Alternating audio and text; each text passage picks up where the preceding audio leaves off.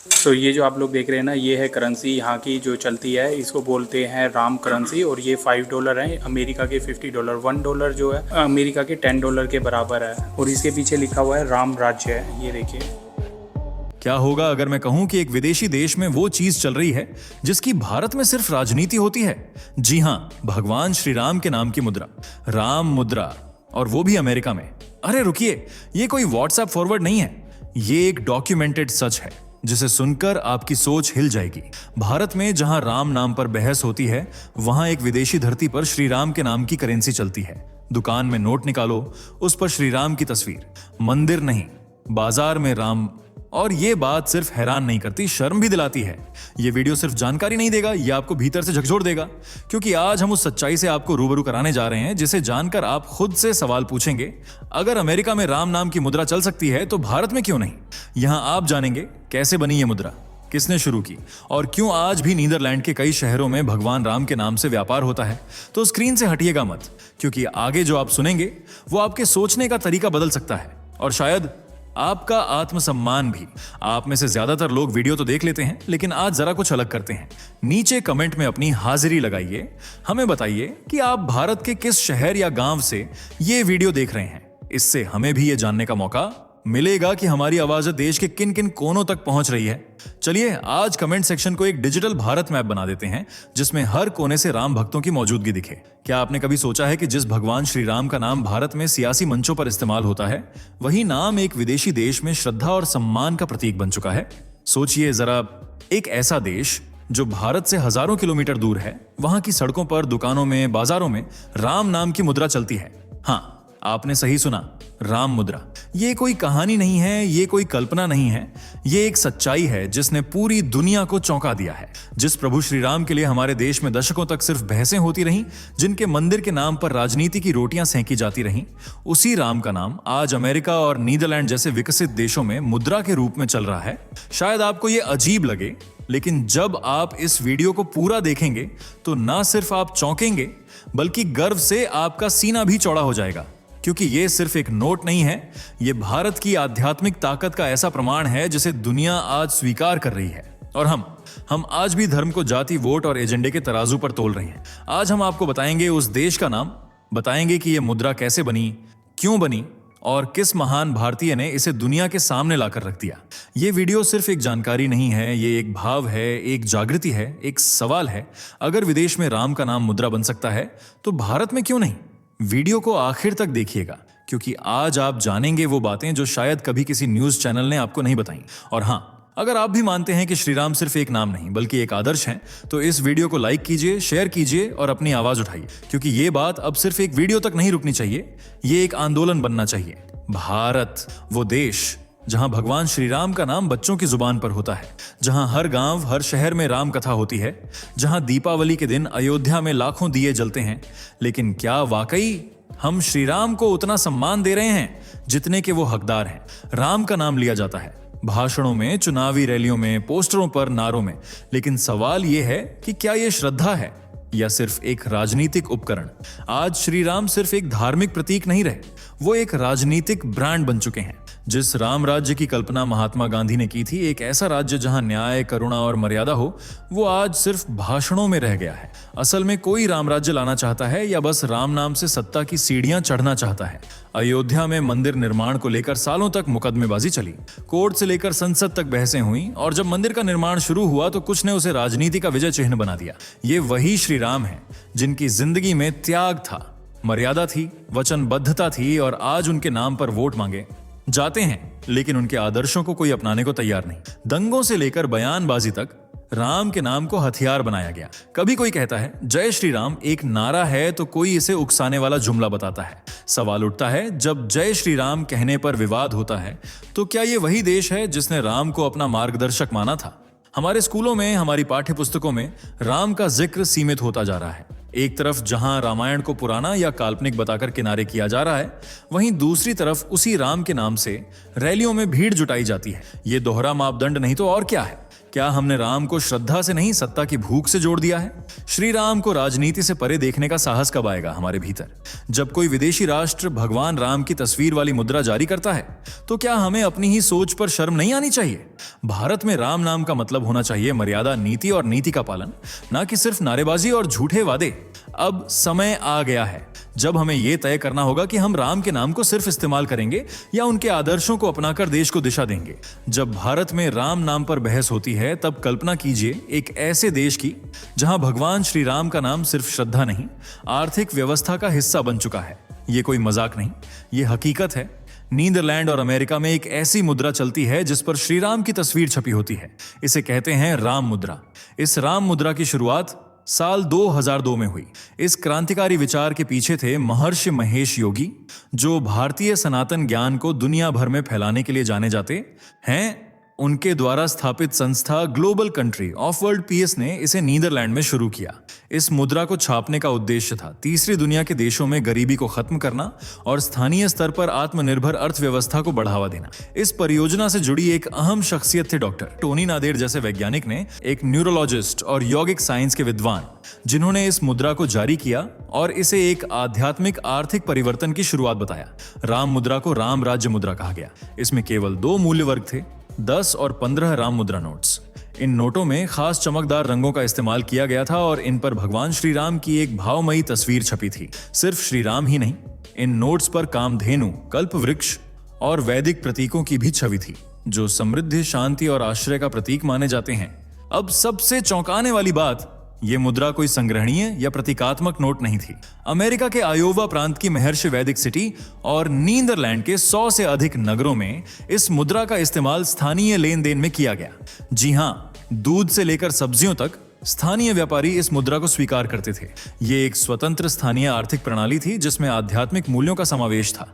Netherlands के कुछ गांवों में आज भी राम मुद्रा का सीमित लेन देन होता है। जानकारी के मुताबिक एक राम नोट की कीमत लगभग 10 यूरो तक होती है और लोग इसे स्थानीय राम बैंक में जाकर भुना सकते हैं। 2002 में जब यह खबर दुनिया भर में फैली तो अंतरराष्ट्रीय मीडिया ने भी इसकी सराहना की। बीबीसी से लेकर डच सेंट्रल बैंक तक ने इस पहल पर टिप्पणी की। डच सेंट्रल बैंक ने स्पष्ट किया था कि वे इस मुद्रा पर नजर रखे हुए हैं और इसे गैर कानूनी नहीं माना गया, बल्कि एक स्थानीय वैकल्पिक मुद्रा के रूप में देखा गया। इस पूरी घटना ने दुनिया को एक स्पष्ट संदेश दिया, आध्यात्मिक मूल्य और आर्थिक संरचना साथ साथ चल सकते हैं। जब विदेशी धरती पर राम का नाम सम्मान और व्यवस्था का हिस्सा बन सकता है तो भारत में हम उसे केवल विवादों में क्यों घसीटते हैं? राम मुद्रा कोई मात्र नोट नहीं है, ये भारतीय संस्कृति की एक ऐसी गूंज है जो 7 समंदर पार भी गूंज रही है। ये उस भारत की पहचान है जो कभी विश्व गुरु था और जिसकी छाया आज भी पश्चिम के समाज में दिख रही है। राम मुद्रा की कल्पना और कार्यान्वयन किसी साधारण व्यक्ति का काम नहीं था। इसके पीछे थे वो संत जिनकी सोच सिर्फ भारत तक सीमित नहीं थी, बल्कि जिन्होंने भारतीय अध्यात्म को पूरी दुनिया में पहचान दिलाई। हम बात कर रहे हैं महर्षि महेश योगी की। 1917 में मध्य प्रदेश के जबलपुर में जन्मे महर्षि महेश योगी एक संपन्न परिवार से थे, लेकिन उनका जीवन सार सांसारिक सुख नहीं बल्कि आध्यात्मिक गहराई में छिपा था। उन्होंने प्रयागराज से विज्ञान में स्नातक किया, लेकिन बहुत जल्दी उन्हें यह समझ आ गया कि असली ज्ञान प्रयोगशालाओं में नहीं, आत्मा की खोज में है। उनकी साधना ने उन्हें हिमालयों की ओर खींचा। वहीं उन्होंने वेदों और उपनिषदों का गहन अध्ययन किया और ट्रांसेंडेंटल मेडिटेशन की पद्धति को जन्म दिया, एक ऐसा ध्यान जिसे बाद में दुनिया ने आत्मसात कर लिया। 1960 के दशक में पश्चिमी दुनिया तेजी से भौतिकता की ओर बढ़ रही थी, लेकिन आत्मा खोती जा रही थी। इसी समय महर्षि महेश योगी ने अमेरिका और यूरोप में अध्यात्म का दीप जलाया और तब जो हुआ उसने इतिहास बना दिया। दुनिया का सबसे मशहूर रॉक बैंड द बीटल्स महर्षि के ऋषिकेश आश्रम में पहुंचे और उनके शिष्य बन गए। ये घटना भारतीय संस्कृति की वैश्विक स्वीकार्यता का प्रतीक बन गई। केवल बीटल्स ही नहीं, पूर्व प्रधानमंत्री इंदिरा गांधी, मशहूर लेखक दीपक चोपड़ा और दुनिया भर के वैज्ञानिक, डॉक्टर, राजनेता महर्षि से जुड़े।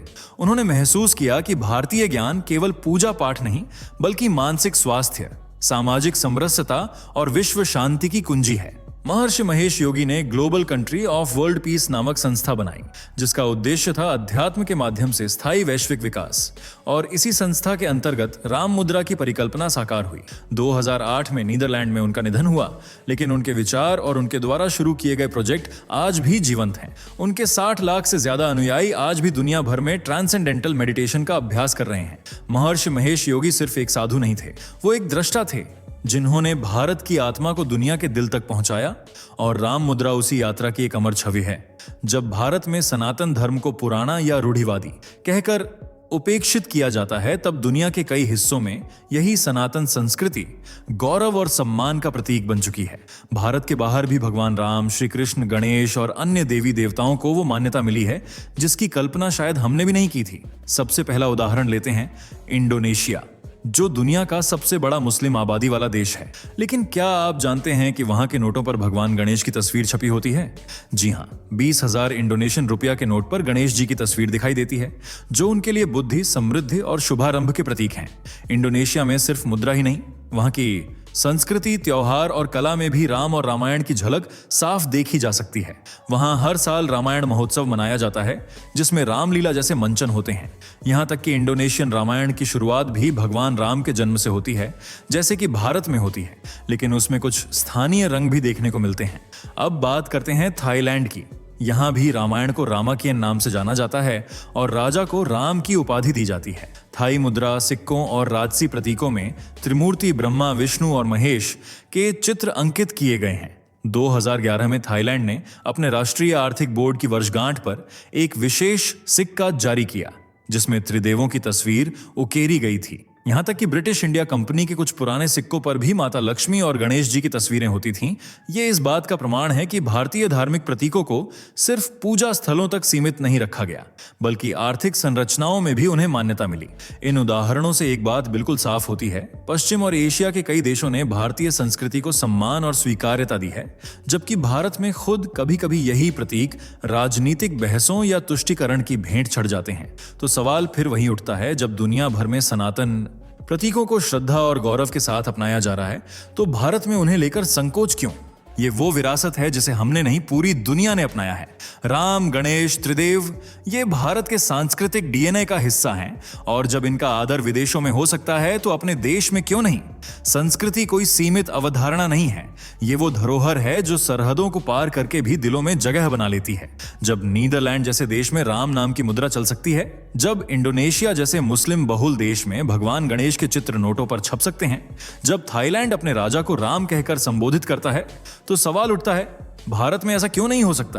क्या हम इतने असहज हैं अपनी ही संस्कृति से? क्या हमें डर है कि अगर हम भगवान श्री राम की तस्वीर नोट पर छापेंगे तो किसी वर्ग को ठेस पहुंच जाएगी? या फिर यह डर है कि कोई इसे भी राजनीतिक चश्मे से देखेगा? सोशल मीडिया पर लोग अब सवाल पूछ रहे हैं। ट्विटर पर ट्रेंड होता है रामोनन करेंसी। फेसबुक पर लाखों लोग पूछ रहे हैं, अगर श्री राम विदेशों की करेंसी पर सम्मानित हो सकते हैं तो भारत में क्यों नहीं?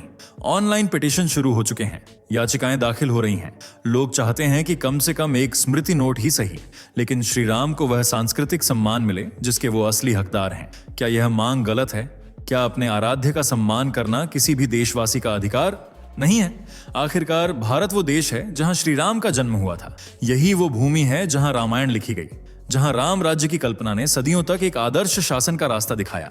और अगर हम अपने बच्चों को राम के आदर्श नहीं दिखा सकते, तो फिर हमारी संस्कृति सिर्फ किताबों में ही रह जाएगी। अब वक्त है सिर्फ सरकार से सवाल पूछने का नहीं, खुद से सवाल करने का। क्या हमने अपनी संस्कृति को इतना कमजोर बना दिया है कि हमें अपनी पहचान जताने के लिए भी विदेशों की तरफ देखना पड़े?